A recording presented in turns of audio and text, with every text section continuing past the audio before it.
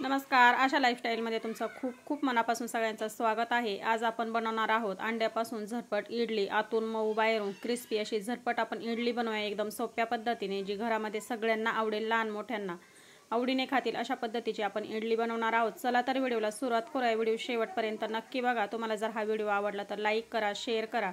चॅनलवरती जर तुम्ही नवीन असाल तर प्लीज चॅनल सबस्क्राईब करा। चला तर व्हिडिओला सुरुवात करूया। तर बघा, इथे मी 4 अंडी घेतलेले आहेत। अंडी आपण अगोदर स्वच्छ धुवून घेतलेले आहे। आता ही आपण एक बाउलमध्ये फोडून घेऊया।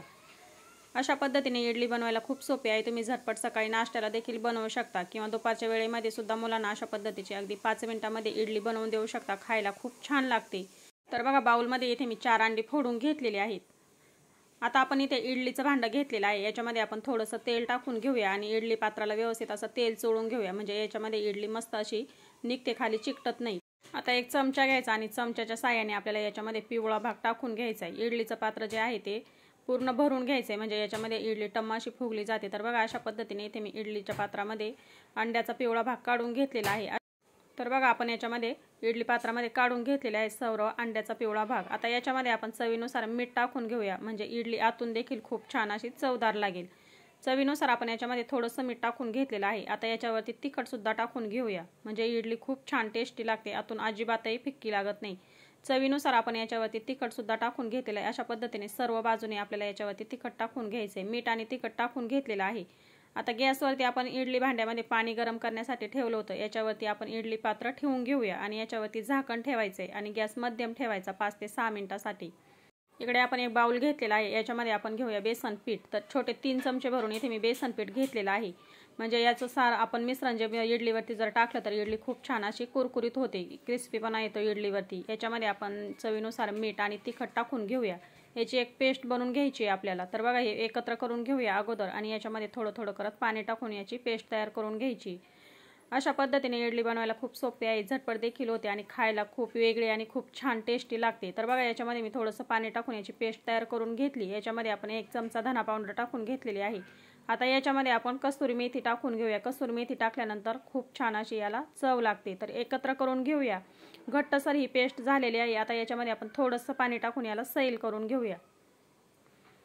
याच्यामध्ये थोडंसं पाणी टाकून ही पेस्ट मी सैल करून घेतलेली आहे। बघा, ह्या पद्धतीने आता इडली चेक करूया। मी झाकण काढून घेतलंय।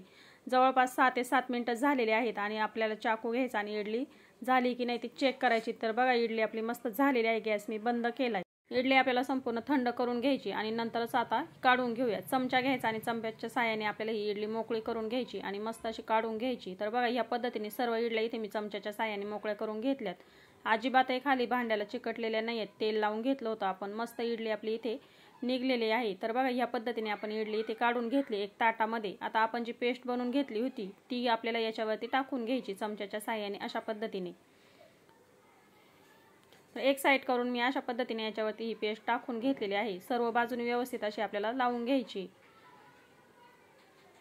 अशा पद्धतीने पेस्ट लावून घेतल्यानंतर इडली एक बाजूने खूप छान अशी क्रिस्पी लागते खाण्यासाठी। आतून मऊ तर बाहेरून क्रिस्पी अशा पद्धतीची ही इडली तयार होते। तर बघा, सर्व इडलीवरती आपण हे पेस्ट लावून घेतलेले आहे। आता गॅसवरती आपण एक पॅन ठेवलेला आहे। याच्यामध्ये छोटे 3 चमचे भरून आपण तेल टाकून घेऊया। तेल गरम झालं की याच्यामध्ये मी जिरे टाकून घेतलेले आहे। जिरे छान असे फुलले की आता आपण याच्यामध्ये कांदा टाकून घेऊया।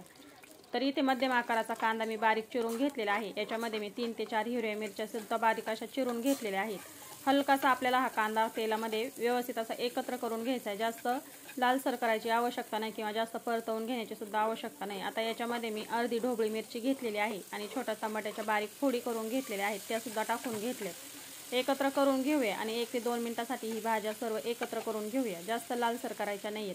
आता याच्यामध्ये थोडंसं मी मीठ टाकून घेतलेलं आहे। मीठ आपण इडली बनवताना सुद्धा टाकलेलं आहे आणि आपण ज्यावेळेस पेस्ट बनवून घेतलेली आहे त्याच्यामध्ये सुद्धा टाकलेलं आहे। तर मीठ अंदाजाने टाकून घ्यायचं आहे। भाज्या मऊ होतील याच्यासाठी मी थोडंसं याच्यामध्ये मीठ टाकून घेतले आणि भाज्यांचा कलर तुम्ही बघू शकता, मस्त कलर आलेला आहे।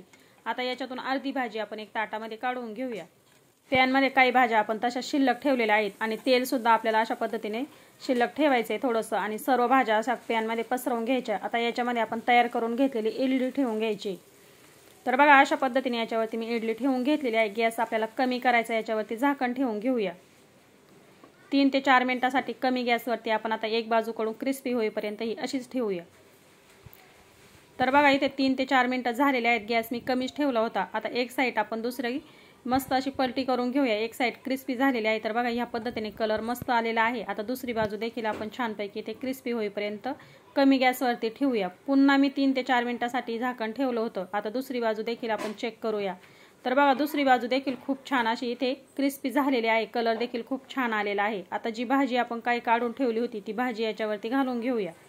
या भाज्या टाकून घेतल्यानंतर पुन्हा 1 मिनिटासाठी याच्यावरती झाकण ठेवूया. तुम्हाला जर अजून क्रिस्पी करायची असली तर तुमच्या आवडीप्रमाणे तुम्ही याला अजून क्रिस्पी करू शकता. आता मी इथे 1 मिनिटासाठीच याच्यावरती झाकण ठेवलं होतं. गॅस मी बंद केलाय. आता एक ताटामध्ये आपण इडली काढून घेऊया. मस्त अशी क्रिस्पी आपली इथे इडली तयार झालेली आहे. अगदी एकदम सोप्या पद्धतीने, जास्त वेळही लागलेला नाही आणि जास्त साहित्य वापरलेलं नाही. तर अशा पद्धतीने झटपट आपली इडली मऊसूत आणि क्रिस्पी तयार झालेली आहे. ह्या पद्धतीने इडली नक्की बनवून बघा.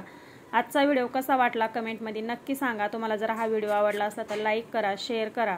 चॅनलवरती जर तुम्ही नवीन असाल तर प्लीज चॅनल सबस्क्राईब करा, म्हणजे मी अपलोड केलेले व्हिडिओ तुम्हाला लगेच बघायला भेटतील. अशा पद्धतीने इडली नक्की बनवा.